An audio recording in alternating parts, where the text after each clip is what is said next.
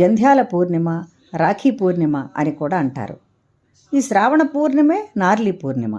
ఈ పర్వానికి పౌరాణిక సంబంధం ఉన్నట్లు ఎక్కడా కనిపించదు. కానీ ఈనాడు గుజరాతీ బ్రాహ్మణులు తమ పోషకుల్ని దర్శించి వారి ముంజేతికి రాఖీ కడుతూ ఉంటారు. రాఖీ అంటే తోరము. అందుచేత ఈ పండగకు రాఖీ పూర్ణిమ అనే పేరు కూడా వచ్చింది.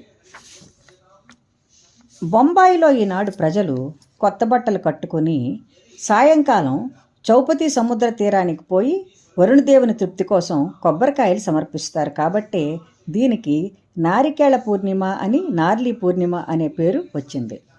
శ్రావణ పూర్ణిమను మాళవ దేశంలో రాఖీ పూర్ణమి అంటారు.